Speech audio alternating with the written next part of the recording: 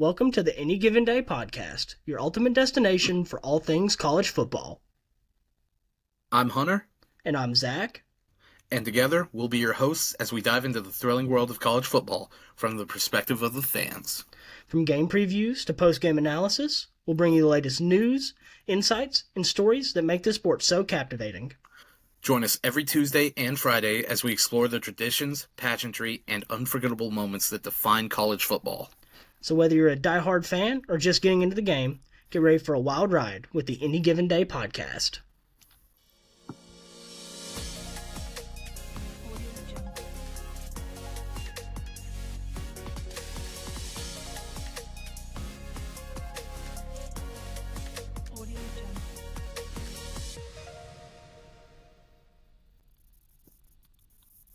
Hey everybody. Heyo. So we got some big news. Came out, I believe, yesterday. Urban Meyer is talking a little bit of trash about Michigan and Georgia's schedule being soft. I mean, what are your thoughts about it? Pretty hypocritical. Like I was telling you off screen, this is the same guy who played Florida A&M while he was the head coach over at Ohio State, whipped them 76-0. Whipped Kent State 66-0 the year after. I mean, he's had pretty soft schedules himself before. So it's hypocritical and kind of a scumbag move. Just him trying to remain relevant in today's day and age. Go kick a kicker. Right. I mean, to me, this is kind of like a non-story. It's a non-issue. I mean, he's not relevant. No, he's trying to stay relevant, and he hasn't been since he left Ohio State. So, I mean, it is what it is. It doesn't matter. Georgia tried to have big games scheduled this year. Unfortunately, with all the, conference realignment, it didn't happen. Same thing with Michigan. So, I mean, yeah, it is what it is. They were supposed to be playing USC in a neutral site home opener over in Dallas before USC announced for the Big Ten. And that put off that announcement, and then they scrapped it altogether. So that wasn't Georgia's fault on that. I understand Urban taking a shot at Michigan as a former Ohio State coach, but come on, leave Georgia out of it. They had games, like I said, USC, and then everyone knows they were supposed to play Oklahoma week 2, but that got screwed up because they were moving to the SEC next year. Right. So yeah, it's like what it is. Yeah, it is what it is. I think it's just being overblown. To another thing in the news that happened this summer that's being really overblown right now is Dan Lanning's comments about Colorado. Kind of what have they done for this conference? I mean, I don't remember anything. So I don't believe he was aiming that towards Deion or this Colorado team. It was Colorado very as a much whole. Yeah. So I mean, and he's not wrong. I mean, what has Colorado done for the Pac-12 in recent years? Exactly. Nothing. I mean, Deion will use this as ammo because... As any coach will. Yeah, why not? Anything to motivate your team. But, I mean, Dan Lanning's not wrong. And it wasn't really aimed at this Colorado team. I mean, it is what it is. Again, it's overblown. Everyone's trying to hype up Colorado like they're automatically a college football playoff contender. They're not yet, and that's the sad truth. And this is what the media is best at. They hype a team up. Oh my gosh, they're better than we were expecting. So maybe, just maybe, they're a playoff contender. No, they're not. They had one win last year. Colorado, don't get me wrong, they've got 3 wins this year, which is automatically a successful season compared to last year. But and Deion does not consider it a success yet. I don't think he'll consider it a success until they're at least bowl eligible, at least, which they very well could be. I see the floor of this team as 5 wins and the ceiling at about 7, possibly 8, really depending on how certain things play out in their schedule. But, they've got to play Oregon this week. I think that's a loss. I think USC's a loss, who they play next week. They got to play UCLA still. I think Chip Kelly and the Bruins will beat them. And then you've got Utah as well. I think that's a loss. And depending on how things look for that Oregon State Washington State game, I think that's 1 or 2 losses right there. Who knows? Maybe, but we don't know yet. Right. I mean, this might be a little bit of a hot take, but I think that Colorado is probably the most overrated and overhyped team in college football in the last 10 or so years. Um, I mean, like you said, this season was never going to be national championship or bust, or even Pac-12 championship or bust. This is a team where if they can get more wins than they did last year, it's a win, and they have at this point. They got 3 wins, so they've tripled their win total from last year so far. Um, I mean, you do I saw the think it difference in ticket continues? prices already for home games. Right. I mean, I don't think this run continues. I think it ends here. I think Colorado. I mean, Oregon's the better team. Oregon should win this game. The money line's at Oregon Big by touchdown favorite? 21. Yeah, Yeah. it's at Oregon. It's probably right because Oregon Yeah. is a hard place to Autzen play at. Stadium Autzen Stadium only seats about 55,000, but the dimensions of the stadium itself make it seem louder. Well, not even make it seem louder. It makes it louder than you would think. It makes it sound like there's about 80 to 90,000 people there instead of 55,000 something, Right, you know? right. Do you think Shadur Sanders can continue his Heisman campaign, or do you think it slows down in this game? I think it's going to slow down for this game, and I'll tell you someone who my personal favorite to win the Heisman as of this point in time is Sam Hartman, but I think Oregon is going to have a very bodacious Heisman contender and that's going to go and show himself this Saturday. So I think Bo Nix might go and force himself a bit further into the conversation this week. Hashtag Bo Nix Heisman season. All right, Bodacious, baby. bodacious. Yeah, I mean, Shadur's done good, but this Oregon team's significantly better. Travis Hunter's not going to be playing in this game. So I think He's not going to be that playing the next few. no, yeah. It's going to be rough. It's going to be rough this week and next week, I think. Yeah, so Shadur is definitely, I think, going to slow down in this game. I The agree. Sam defense, Hartman's probably the best quarterback in college football right now, and probably the Heisman frontrunner. So it should be. He yeah, should be. yeah. So If Travis Hunter was still healthy, I think he'd be the front runner, but he's going to be missing a few weeks. Can he make it up by playing both sides of the ball? Probably. right, He's that freaky, but still, I think Sam Hartman should be the front runner at this point. And I know I'd personally love to see Travis Hunter win it just because not a quarterback, refreshing. It's not still proves that hey, this is very much a anyone best overall player, but right, you don't. It's always a quarterback at this point. Devontae Smith was the last outlier, and right. I believe we're both in agreement here that Oregon's going to win this one. should So be a steamrolling. Should should be. be Lanning and his defense should stop Shadur, should be ready for Shadur and the entire Buffalo's offense. But we'll see. right. Let's move on to a big game, another big game: UCLA versus Utah. Both undefeated. Still no Cam Rising for Utah.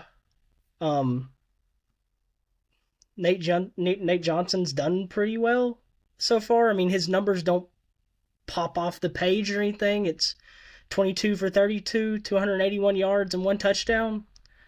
Are they still doing the two quarterback thing where they're rotating them in and out? They did last week. So they'll probably still do it for this week too. They should. But Utah's also got Jaquindon Jackson, who's done really well this year. Mm-hmm. Um, so Utah's been good. Utah really hasn't.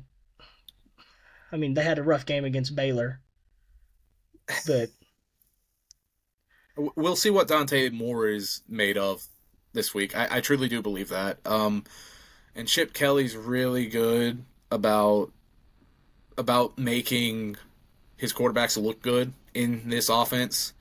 Because you see how great he made Marcus Mariota look in that offense up in Oregon.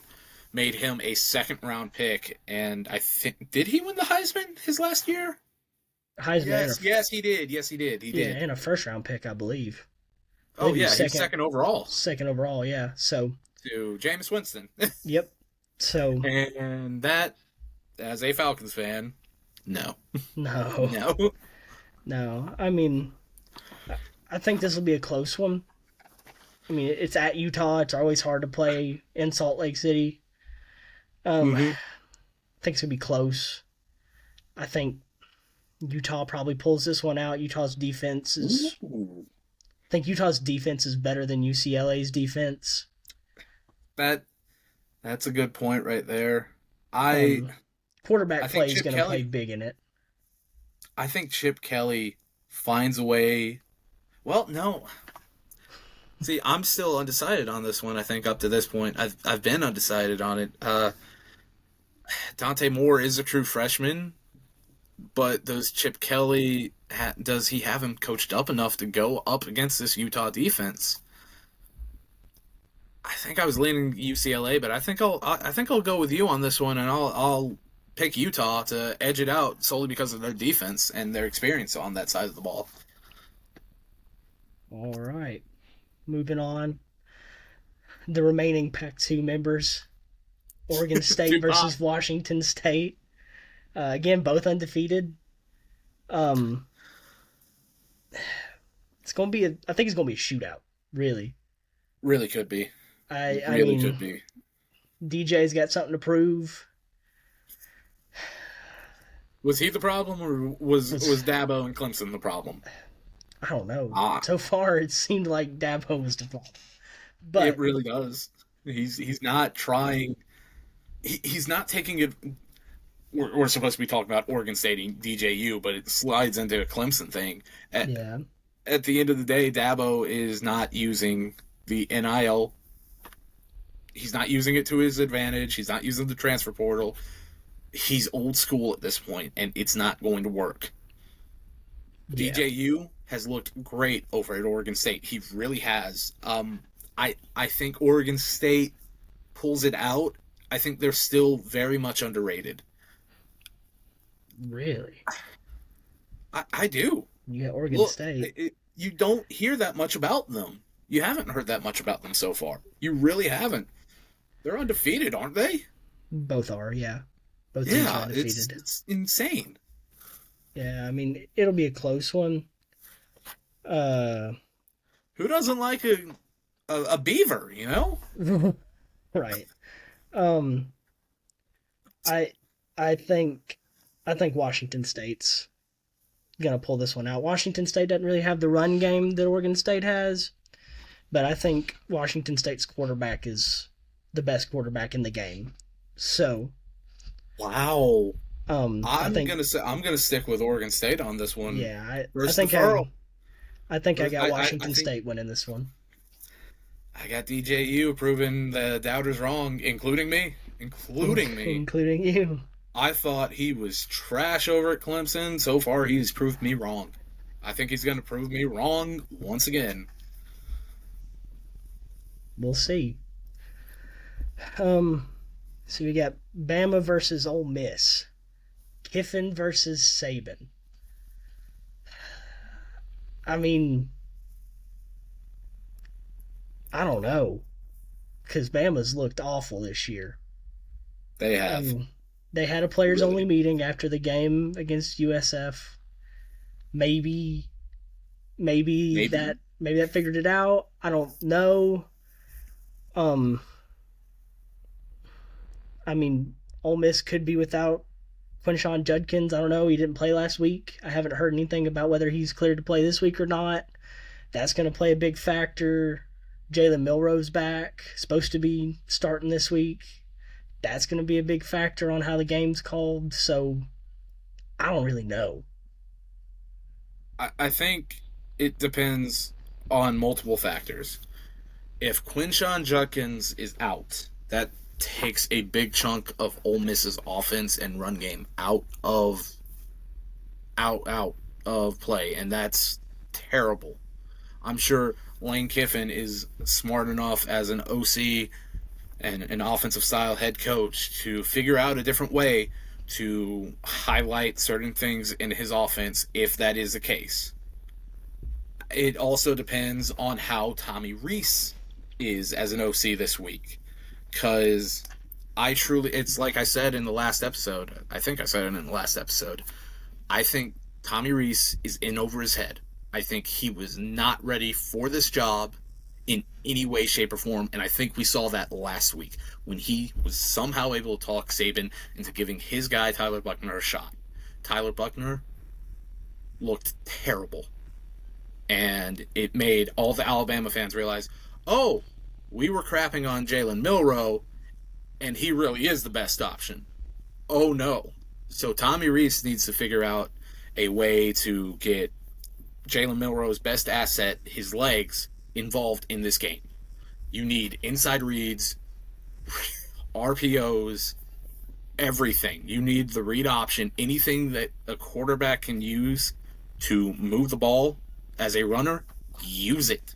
That is Jalen Milroe. That will make that offense so much better. Right. But you also have to worry about the O-line play. Ole Miss isn't known for having the best overall defense, but they're still an SEC team, so defense is still there at a minimum. Right. It depends. It's a toss-up for me. I could see Alabama going in there and shutting Kiffin down yet again, but I could also see Ole Miss and Lane Kiffin and Juice Kiffin, everyone's favorite pet, pulling the upset. Right. So, I got a little fun fact for you.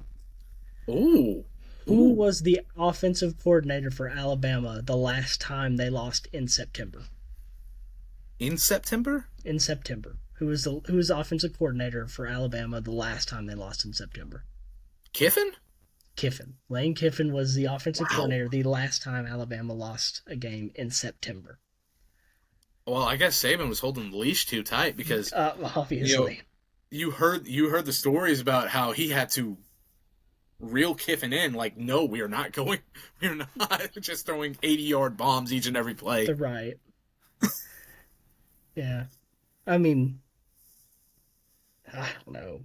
This game's such a toss-up. I mean, with Judkins possibly being out, I mean, Jackson Dart's leading the team in rushing right now.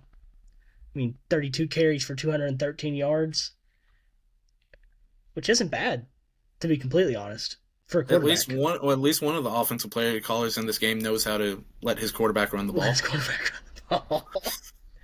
Am I wrong? No. Am I wrong? I mean, and he still has 852 yards passing. So it's not like he's just running the ball. Total yard-wise, he's already over 1,000.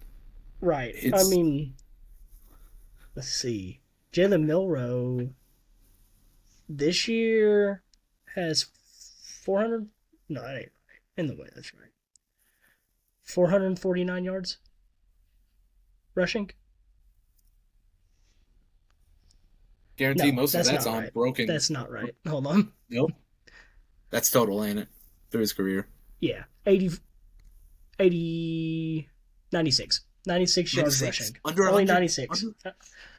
Under 100 yards rushing. Jalen Milroe should have at least 100 yards rushing each game. At least. I mean, that's his game. Not accounting for breakdowns on the offensive line where he's forced to scramble. Right. I mean, that's just, it's oh my gosh, that's terrible. Rees, what are you doing? I think Rees is going to be a one-and-done OC over at Alabama. If he cannot get his crap together, oh my gosh. If they lose this game, he may be fired Sunday. If they lose this game, he more than likely will be. I mean, because if they lose this game, their season is all but over. Right. They have to win out to have a chance to even begin to be in the playoff conversation. And if they can't beat Ole Miss, I don't see them beating LSU. No. I mean, I just don't understand when you have a guy like Jalen Milrow and you don't call the plays for his play style. His whole play style is RPOs and read options and the deep ball. And you can play off that deep ball with the options. If they have to respect Exactly. him running, they got to play up. Then you can hit It's the like deep balls. very much just what you said. It sure, can he not hit the intermediate to short passes? Yeah, he's not good at those necessarily, but the deep ball he's always been really good at, and it suits his play style. Make them respect the run, make them load up the box, make it to where it is one-on-one matchups on the outside.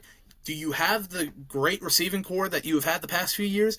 No, you don't have a Jalen Waddle, you don't have a Devontae Smith, you don't have guys like that right now. But still, you're Alabama. You should still have a good enough receiver that should be able to win a one-on-one matchup on a deep ball, and they're not utilizing that. They didn't utilize it against Texas. And now, granted, it sucked because I think if Texas had hit a 5 to 6 man blitz each and every play, there was nothing that was going to stop them. That offensive line was anemic then. It was, oh my gosh, it was terrible. It's I mean, it's football, right? It's all in the way you play the game. You have to set up plays to get bigger plays. You can't just sit there and throw deep bombs because that seems like all they were doing against Texas. They were dropping back and trying to throw bombs all game, and it doesn't work like that. You have to set up plays. You have to get the defense in a position. I really think at the end of the day, bare basics are so important to this, and Tommy Reese is ignoring those. It's like I said earlier, I think he's one and done, and I think people are starting to kind of realize, oh, we thought Bill O'Brien was bad. Look at Tommy Reese. Like I said earlier, I don't think he goes and makes it through this season like unscathed, and I honestly do think he will get fired at the end of the season. It does not bode well for him or Alabama's offense as a whole. If he couldn't figure out, oh, I need read zone or read options and inside zone reads for Texas, what does he go and hope to bring now?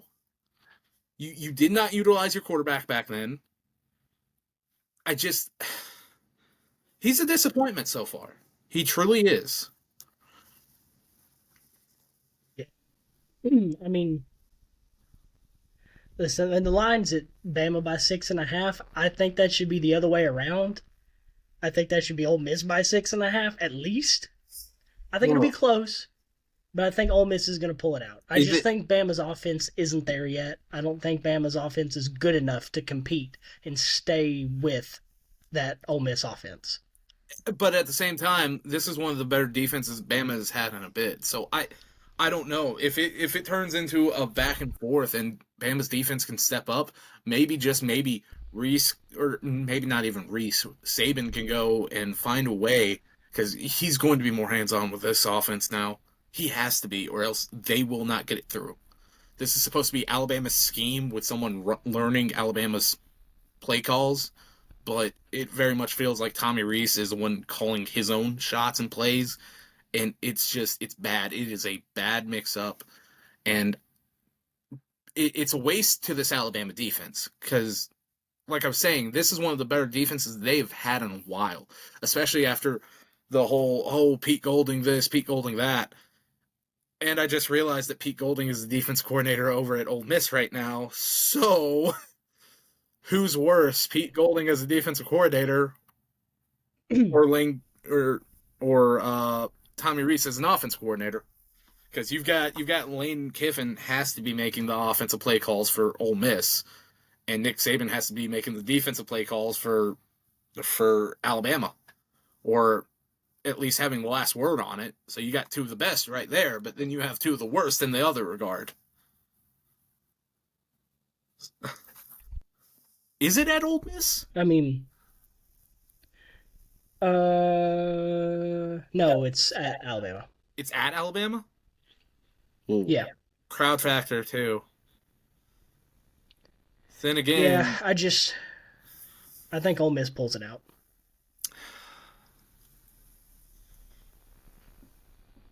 I've told you before, you don't bet against Nick Saban. Don't F on Nick Saban. Do not F on him. I just can't do it. I can't find it in my heart to think this Bama team's got what it takes. They haven't shown me anything all year long. I am taking Ole Miss. I I can't believe. So I've got family over in Alabama, bunch of diehard Bama fans over there, and I think they would be remiss if I picked anyone besides Alabama. But I do think I'm in agreement on this. I think Ole Miss beats Alabama.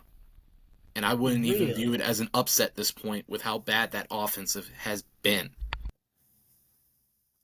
I get the players have called a meeting, but unless Nick Saban micromanages that offense to a T, and the O line somehow just has an epiphany, Ole Miss, Ole Miss wins it. Because at this point, Pete Golding has a reason to call the best game of his life defensively to Oh yeah, I prove mean, each and every. Because if his defense shuts out, and I don't even think they'll shut out Alabama, but if he holds them to 14 points, he's very much got a claim to say I wasn't the problem. It's all about revenge this week so far. uh, DJU proving a point. Pete Golding trying to get revenge against Alabama and their um, very, very insane fan base. yeah, I mean, you could also say there's a bit of revenge there for Kiffin after kind of the way it ended with Alabama for him. I'm sure he wants to take down Saban. So, Oh yeah, well, I don't even think it's revenge. I think he just wants to get in on the fun that Jimbo and Kirby have had so far. You know, they yeah, beat him. Why can't I? yeah. And let I've already said it, but let me walk it back. It's not to say that Alabama, all of Alabama's fan base is insane. It's just when you hear about the so-called terrible super fan that's just die hard, bleeds it out, and will trash talk anyone, you've got a lot more of those bad seeds in the Bama fan base than any other fan base, it seems. And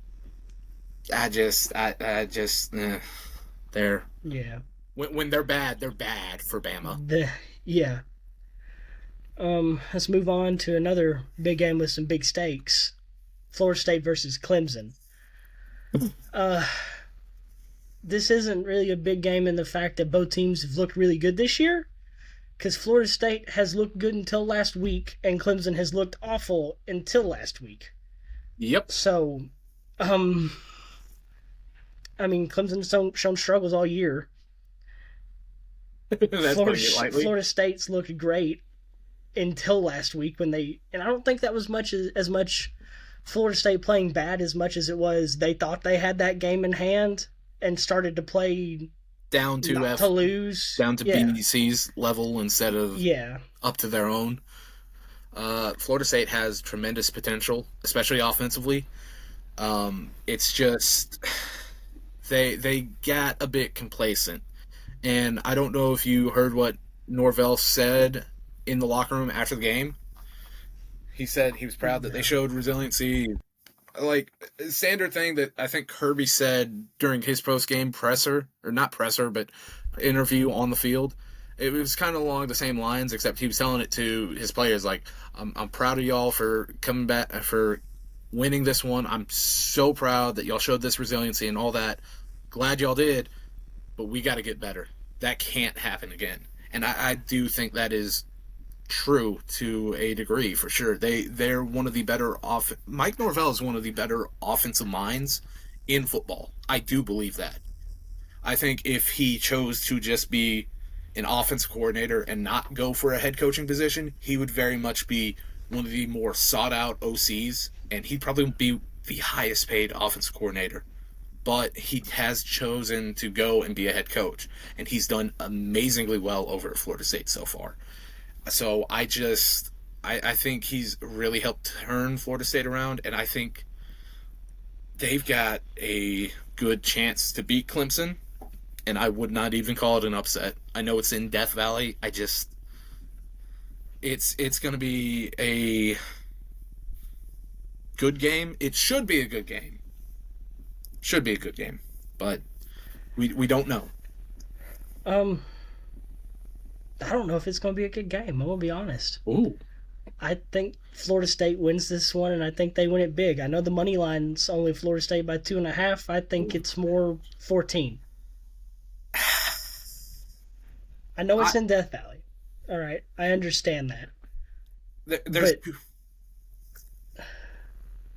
I think in my head, there's two possible outcomes in this game, but I think both of them have Florida State winning. I think it's either Florida State by a wide margin, like you said, or it is going to be one of the better games of this year.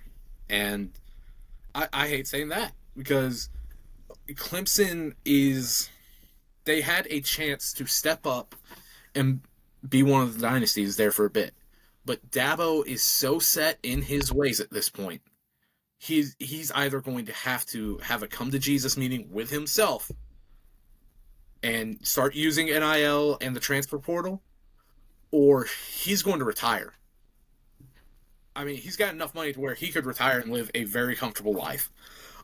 But it depends on how competitive he really wants to be. If he still has that competitive fire, or if NIL and the transfer portal have ruined that for him. It's just will he finally cave to it and use it? I just don't think he ever will. I mean, Dabo's so stuck in his ways. I mean, at that speech at that presser he had a year ago, 2 years ago, with we built this program on NIL and the name, image and likeness of God. I mean, I respect it. I respect it. I understand it. I mean, that's great that he's teaching these kids this, and he has that love for them, and I get it. And there's nothing wrong with that. I truly do believe he views them as his own kids in a way. Yeah. I think he loves coaching, but he also has to understand it's turned into a partial business at this point. Yes, if he wants to get back on top and play for national championships, he's going to have to play into that as much as he doesn't want to. And I just don't think he will. I think he's very stuck in his ways. He's very old-fashioned, and it is what it is at this point. Mm-hmm. And Cade Klubnik has not looked the best this year either. No. We saw all last year DJU was a problem. Cade Klubnik came in and looked pretty good after they had already lost a few games and were out of playoff contention. But now all of a sudden, Cade Klubnik's struggling. Even with this Garrett Riley offense that's supposed to be in there, it's confounding in a sense because you look at Clemson's roster, they should have the talent. But it's I don't know what to say. There's no reason it should be this way, but it's just like something has fallen off or something. They're not the Clemson they were a few years ago. I'm sorry. I think I said this earlier, but I'm starting to believe in one of our earlier podcasts, I'm starting to believe the conspiracy theories that Georgia can break teams is real. Because you look at Clemson, look at flipping Alabama. Like they're not the same as they used to be. Yeah, I don't get it. I don't get it either. I mean, we'll see. Like I said, I got Florida State winning this one. I mean, who you got winning this one? You got I'm with you, Florida State. Something's wrong over at Clemson. I think the culture is great over there. Well, maybe not great, but I think it's better than. I don't think there's a locker room poison or something, but just something's off. I think Dabo loves those kids. I think he's a great coach, but something's wrong. and I do not know what it is. Right. It might, who knows? There might be something troubling the locker room that they're keeping in house, but whatever is wrong over at Clemson right now, it is going to prevent them from beating Florida State. I agree.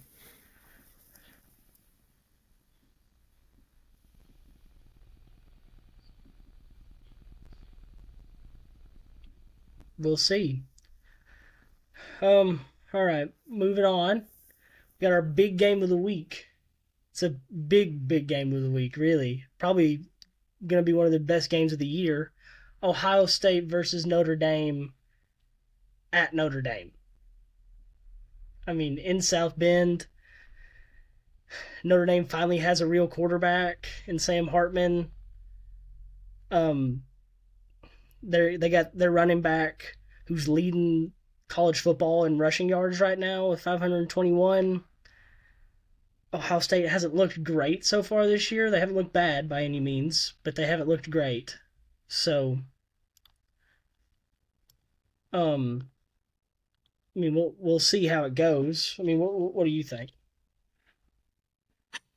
We're going to see if the defense is really what it's made out to be for Ohio State. If this has really worked, because so far it seemed like a pretty solid defense. It seems like the defense is a lot better than the offense this year around, which is just weird for a Ohio State team. So much has been made of their offense for so long, and let me say this: I don't think Kyle McCord's a bad quarterback, but I do think he is a step or two down from C.J. Stroud. It's not going to be the same offense. In that sense, C.J. Stroud was a really good, solid quarterback, and he was a finalist, Heisman finalist for a reason. And McCord just has not looked the same. When you only put up 23 points against Indiana, it's not what it should be. And granted, they held them to a field goal, but still, we're used to seeing Ohio State go and put up 40-something points against Indiana. It's Indiana. So I mean, I don't know. And Notre Dame's offense has looked unstoppable. yes. I mean, you gotta cut Kyle McCord some slack. I mean, this is only he's only had 3 starts. This will be his 4th start in college football. They haven't. I mean, like I said, Ohio State hasn't really looked as good as they probably are. I mean, Notre Dame's got a Heisman caliber quarterback in Sam Hartman. My Heisman favorite. Yeah, I mean, well, Ohio State does have Marvin Harrison Jr., so who could be a Heisman contender in and of itself. So it's going to be fair. A really close that game. really is fair. But I don't know. And for all we know, they could have been holding the big shots, the big plays out till this game. We don't know yet. We could be proven very much wrong. Ohio State could go and win this one by 20. It just, we haven't seen what they need to play or what we need to see to truly call this one, I think. And they haven't really played teams they need to go and use those plays on either. Right. If I had to pick somebody, to win this game, I think Notre Dame pulls it off in a Peach Bowl-esque win from last year. That Peach Bowl-esque comes down to the last drive, and Notre Dame pulls it off. South Bend's one heck of a hard place to play at. There's that too. Like I said, 4th start for Kyle McCord, so I think it's going to be a close shootout, and I think Notre Dame pulls it off in the final seconds of the game. Sam Hartman has been through some big games. Kyle McCord hasn't. This is, like you said, his 4th start. And for the experience factor, Hartman should go and very easily outclass Kyle McCord. He's the better quarterback of the two so far. For all we know, Kyle McCord turns it around, but I'm very doubtful. What has prevented Ryan Day in seasons past from unloading on these other teams? That's all of a sudden, what's happened now that's changed his mind to prevent him from doing that? He's always unloaded and scored and won by like 40, 50, 60 on these other teams. Now all of a sudden he's not. That doesn't seem like him. I think if Notre Dame goes in there and wins by 2 scores, which is very, very feasible right now, especially with it being at South Bend. Right. I think if that happens, Ryan Day will never hear the end of the born on third jokes ever again, Right. because it's starting to get worrisome for Ohio State. This is one of his. Let's see, is this like his second graduating class under him? I believe so. And you haven't, like, the closest you came was last year. And if Yes. they go and say they lose this game and they lose another one, adds on to that other little conspiracy, adds on to the conspiracy theory about Georgia again. I Right. which I don't want to say that is real at all, but who knows? It might be if Ohio State loses 2 or 3 games this year. Right.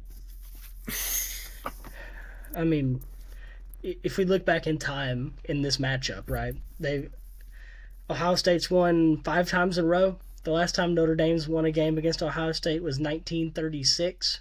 Oh, jeez. Yeah. So this is if they win this time, it's 6 time in a row Ohio State's beat Notre Dame. But these teams aren't those teams, and Ohio State is not what it has been. No, they're not. Um, I think I'm in agreement with you. I think Notre Dame wins this one.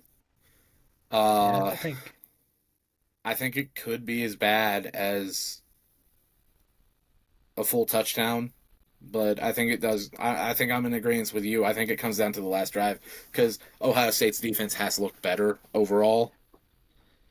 So it maybe it's, yeah. I'm gonna stick with Notre Dame on this. It's rough to go and see, or not even rough to see. It's rough to try to figure this one out. I could see it going either way, really. I think it's a coin flip at the end of the day. I think there is every bit of possibility that Ryan Day has actually been withholding the playbook. I don't get why he would do that now, but at the end of the day, Notre Dame's also just looked unstoppable, it seems. I agree. Um, yeah, I mean, like you said, Ohio State's defense has been really good this year, which is the only reason I don't think Notre Dame runs away with this one. Like I said, I think it's a close win for Notre Dame. Comes down to that final drive. It's going to be tight, but in South Bend, I think Notre Dame pulls it off. I, So one question I am trying to figure out, because I think if Notre Dame does win this, they automatically jump up into the top 5, if not outright the top 4. And you're going to see the playoff committee trying to put them into the playoffs again. Which, who knows, if they actually beat Ohio State, it might be feasible this time around. I think Sam Hartman is yeah, that good of a quarterback. I think he is a game changer for him. Um, but if Ohio State loses, I don't see them as the favorite to win the Big Ten anymore. To be fair, I don't even think they're the favorite right now. I think Michigan is, but who's the I guess the possible Big Ten matchup would be Penn State versus Michigan, maybe. yeah, yeah. If Ohio State doesn't beat Michigan, or if they lose any more Big Ten games, it'd be Penn State probably versus Michigan.